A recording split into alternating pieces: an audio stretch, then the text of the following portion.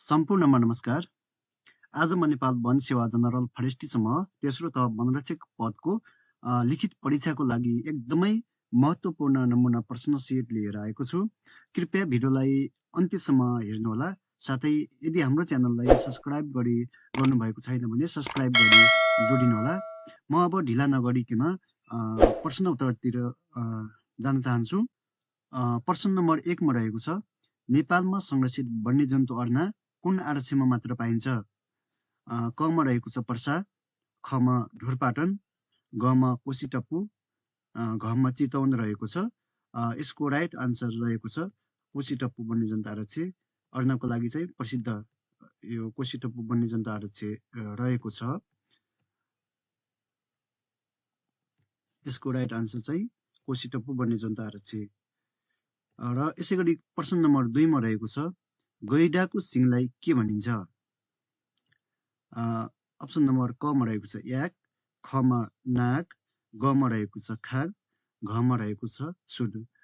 यसको आन्सर तपाईहरुले पक्कै पनि अनुमान लगाइसक्नु भएको होला, गेस गरिसक्नु भएको होला। यसको राइट आन्सर रहेको छ खाग। गैंडाको सिङलाई चाहिँ खाग भनिन्छ। यसै गरी साथीहरु प्रश्न नम्बर 3 मा रहेको छ, राष्ट्रिय प्रकृति संरक्षण कोषको संरक्षक को रहने व्यवस्था छ? राष्ट्रिय प्रकृति संरक्षण कोषको संरक्षक को रहने व्यवस्था छ? क मा रहेको छ राष्ट्रपति, ख मा रहेको छ वन तथा भू संरक्षण मन्त्री, ग मा रहेको छ प्रधानमन्त्री, यसै गरी अप्सन घ मा रहेको छ नेपाल सरकारले तोकेको व्यक्ति। यसको राइट आन्सर रहेको छ अप्सन नम्बर ग प्रधानमन्त्री। यो राष्ट्रिय प्रकृति संरक्षण कोषको संरक्षक चाहिँ प्रधानमन्त्री रहने व्यवस्था छ। यसै गरी प्रश्न नम्बर 4 मा रहेको छ, नेपालमा कतिवटा शिकार आरक्षहरू रहेका छन्? यसको आन्सर पनि तपाईहरुले पक्कै पनि गेस गरिसक्नु भएको छ होला।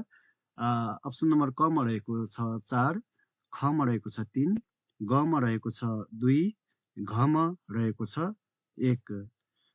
यसको राइट आन्सर चाहिँ अप्सन नम्बर घ 1 रहेको छ है। नेपालमा शिकार आरक्षहरू चाहिँ 1 वटा रहेको छ। आरक्षहरू मात्रै भनेर सोध्यो भने चाहिँ 2 वटा हुन्छ र शिकार आरक्षी भन्यो भने 1 वटा है। यसको राइट आन्सर चाहिँ अप्सन घ मा रहेको छ 1 वटा। यसै गरी प्रश्न नम्बर 5 मा रहेको छ, नेपालको हात्ती प्रजनन केन्द्र कुन जिल्लामा अवस्थित छ? अप्सन नम्बर क मा रहेको छ चितवन, ख मा बर्दिया, ग मा कञ्चनपुर, घ मा माथिखासबै। यसको राइट आन्सर चाहिँ चितवन रहेको छ हात्ती प्रजनन केन्द्र है। नेपालको चाहिँ हात्ती प्रजनन केन्द्र कहाँ रहेको छ त भन्दाखेरि चितवनमा रहेको छ। यसै गरी नेपालको प्रश्न नम्बर 6 मा रहेको छ, नेपालको तराई क्षेत्रमा पाइने भालु कुन हो? नेपालको तराई क्षेत्रमा कुन भालु पाइन्छ त भन्दा अप्सन नम्बर क मा रहेको छ काठी भालु, ख मा रहेको छ खैरो भालु, ग मा रहेको छ कालो भालु, घ मा रहेको छ सेतो भालु। यसको सही उत्तर चाहिँ काठी भालु रहेको छ। यो काठी भालु चाहिँ नेपालको तराई क्षेत्रमा पाइने भालु हो है त। यसै गरी प्रश्न नम्बर 7 मा रहेको छ, नेपालमा मृग अनुसन्धान केन्द्र कहाँ रहेको छ? नेपालमा मृग अनुसन्धान केन्द्र कहाँ रहेको छ? क मा रहेको छ ठोडी, ख मा गोदावरी, ग मा खप्तड, घ मा धुन्चे रहेको छ। यसको राइट आन्सर चाहिँ अप्सन नम्बर ख गोदावरी रहेको छ। नेपालमा चाहिँ मृग अनुसन्धान केन्द्र गोदावरीमा रहेको छ। यसै गरी प्रश्न नम्बर 8 मा रहेको छ, खरखडाई पूर्जीको म्याद सामान्यतया कति दिनको हुन्छ?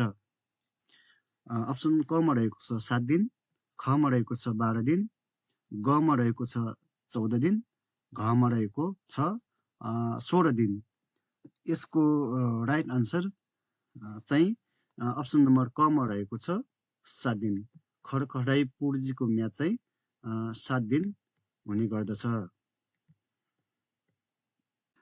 यसै गरी प्रश्न नम्बर 9 मा रहेको छ राष्ट्रिय निकुञ्ज तथा वन्यजन्तु संरक्षण ऐन अनुसार नेपालमा कति जातका घस्रने प्राणीहरू संरक्षित छन् भनेको छ। अप्सन क मा रहेको छ 2, ख मा रहेको छ 3, ग मा रहेको छ 4, घ मा रहेको छ 5। यसको चाहिँ सही आन्सर रहेको छ अप्सन ख 3। नेपालमा चाहिँ घस्रने प्राणीहरू चाहिँ 3वटा चाहिँ संरक्षित छन् है त। यसको सही आन्सर रहेको छ अप्सन नम्बर ख। यसै गरी प्रश्न नम्बर 10 मा रहेको छ नेपालको कुल क्षेत्रफलको कति प्रतिशत क्षेत्रफल संरक्षित क्षेत्रले ओगटेको छ भनेको छ। अप्सन क मा रहेको छ 23.39, अप्सन ख मा रहेको छ 25.20, अप्सन ग मा रहेको छ 27.39, अप्सन घ मा रहेको छ 30.39। यसको सही आन्सर चाहिँ अप्सन क मा रहेको छ 23.39। नेपालको कुल क्षेत्रफल मध्ये चाहिँ 23.39% क्षेत्रफल संरक्षित क्षेत्रले ओगटेको छ। यसै गरी प्रश्न नम्बर 11 मा रहेको छ मध्यवर्ती क्षेत्र भनेको के हो भनेको छ। अप्सन क मा रहेको छ पंक्षी वनस्पति र भूदृश्यको संरक्षण तथा व्यवस्थापनको लागि छुट्याएको क्षेत्र। अप्सन ख मा रहेको छ वन्यजन्तु र तिनीहरूको वासस्थानको संरक्षण तथा व्यवस्थापनको लागि छुट्याएको क्षेत्र। अप्सन ग मा रहेको छ वन पैदावार उपयोग गर्न पाउने सहुलियत प्रदान गर्नका लागि राष्ट्रिय निकुञ्ज वा आरक्षी वरिपरि छुट्याएको क्षेत्र।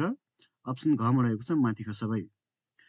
यसको सही आन्सर चाहिँ अप्सन ग मा रहेको छ वन पैदावार उपयोग गर्न पाउने सहुलियत प्रदान गर्नका लागि राष्ट्रिय निकुञ्ज वा आरक्षी वरिपरि छुट्याएको क्षेत्र भन्ने हुन्छ। यो मध्यवर्ती क्षेत्र भनेको चाहिँ यसलाई भनिन्छ। यसको सही आन्सर रहेको छ अप्सन ग।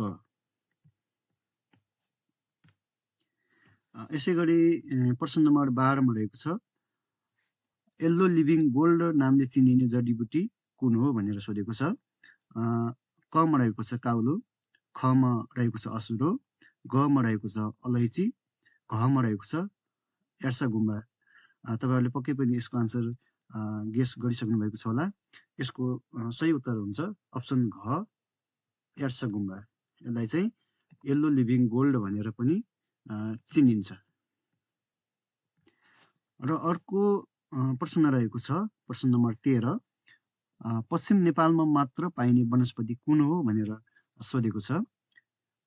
अप्सन क मा रहेको छ काउलो, ख मा रहेको छ गुचिच्याउ, ग मा रहेको छ काकरसिङ्गी, घ मा रहेको छ घोट ताप्रे भनेर भनेको छ।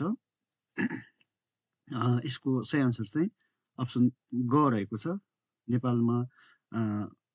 नेपालको पश्चिम क्षेत्रमा मात्र पाइने वनस्पति हो यो काकरसिङ्गी भन्ने। र यसै गरी प्रश्न नम्बर 14 रहेको छ रेड पाण्डाको लागि प्रसिद्ध संरक्षित क्षेत्र कुन हो भनेर भनेको छ। क मा रहेको छ चितवन राष्ट्रिय निकुञ्ज, ख मा रहेको छ लामटाङ राष्ट्रिय निकुञ्ज, ग मा रहेको छ सगरमाथा राष्ट्रिय निकुञ्ज, घ मा रहेको छ पर्सा राष्ट्रिय निकुञ्ज। र यसको सही आन्सर रहेको छ लामटाङ राष्ट्रिय निकुञ्ज। यो चाहिँ रेड पाण्डाको लागि प्रसिद्ध क्षेत्र हो।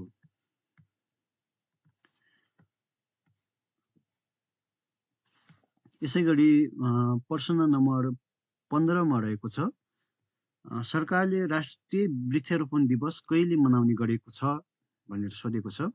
अप्सन क मा रहेको छ जेठ 14, ख मा रहेको छ असार 14, ग मा रहेको छ साउन 14, घ मा रहेको छ भदौ 14। यसको सही आन्सर चाहिँ अप्सन ख असार 14 रहेको छ।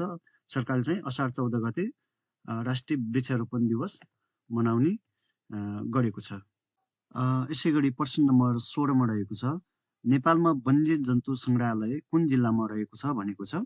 अप्सन क मा रहेको छ चितवन, ख मा रहेको छ हेटौडा, ग मा रहेको छ कपिलवस्तु, घ मा रहेको छ नवलपरासी। यसको सही उत्तर चाहिँ अप्सन ख हेटौडा रहेको छ। वन्यजन्तु सङ्ग्रहालय चाहिँ कहाँ रहेको छ त भन्दाखेरि हेटौडामा रहेको छ। यसको सही आन्सर हेटौडा। यसै गरी रहेको छ प्रश्न नम्बर 17 मा नेपालको सबैभन्दा बढी वन क्षेत्र भएको प्रदेश कुन हो भनेर भनेको छ। चाहिँ कुन प्रदेशमा हाम्रो 7वटा प्रदेश मध्ये सबैभन्दा बढी वन क्षेत्र चाहिँ कुन प्रदेशमा छ त भनेर सोधेको छ। अप्सन क मा रहेको छ गण्डकी, ख मा रहेको छ लुम्बिनी, ग मा रहेको छ कर्णाली, घ मा रहेको छ बागमती। पक्कै पनि यसको आन्सर रहेको छ अप्सन ग कर्णाली। कर्णालीमा चाहिँ वन क्षेत्र धेरै छ है त। त्यसै गरी प्रश्न नम्बर 18 मा रहेको छ नेपालको पहिलो राष्ट्रिय निकुञ्ज कुन हो। नेपालको पहिलो राष्ट्रिय निकुञ्ज, सबभन्दा पहिले स्थापना भएको राष्ट्रिय निकुञ्ज चाहिँ कुन हो भनेर सोधेको छ। अप्सन क मा रहेको छ सगरमाथा राष्ट्रिय निकुञ्ज, ख मा रहेको छ बर्दिया राष्ट्रिय निकुञ्ज, ग मा रहेको छ पर्सा राष्ट्रिय निकुञ्ज, घ मा रहेको छ चितवन राष्ट्रिय निकुञ्ज। पक्कै पनि यसको सही आन्सर चाहिँ अप्सन घ चितवन राष्ट्रिय निकुञ्ज रहेको छ। यो चितवन राष्ट्रिय निकुञ्ज चाहिँ सबैभन्दा पहिला स्थापना भएको पहिलो राष्ट्रिय निकुञ्ज हो। प्रश्न नम्बर 19 मा रहेको छ नेपालमा संरक्षण क्षेत्रले ओगटेको जम्मा क्षेत्रफल कति वर्ग किलोमिटर रहेको छ भनेर भनेको छ। संरक्षण क्षेत्रले सम्पूर्ण संरक्षण क्षेत्रले ओगटेको जम्मा क्षेत्रफल चाहिँ कति वर्ग किलोमिटर रहेको छ भनेर भनेको छ। अप्सन क मा रहेको छ 14,425.95, ख मा रहेको छ 15,425.95, ग मा रहेको छ 16,425.85, घ मा रहेको छ 17,425.85। यसको सही आन्सर चाहिँ अप्सन ख रहेको छ 15,425.95 रहेको छ। यो चाहिँ संरक्षण क्षेत्रले ओगटेको जम्मा क्षेत्रफल 15,425.95 वर्ग किलोमिटर रहेको छ। प्रश्न नम्बर 20 मा रहेको छ यो अन्तिम प्रश्न पनि हो ढोरपाटन शिकार आरक्षी फैलिएका जिल्लाहरू तलका मध्ये कुन हो भनेर भनेको छ। अप्सन क मा रहेको छ बागलुङ, ख मा रहेको छ रुकुम, ग मा रहेको छ म्याग्दी, घ मा रहेको छ माथिका सबै। साथीहरू यसको सही आन्सर चाहिँ तपाईहरूले कमेन्ट बक्समा छोडिदिनु होला। आजको भिडियो यति नै। भिडियो कस्तो लाग्यो, जस्तो लाग्यो त्यस्तै सल्लाह सुझाव र प्रतिक्रिया दिनुहोला। धन्यवाद, नमस्कार।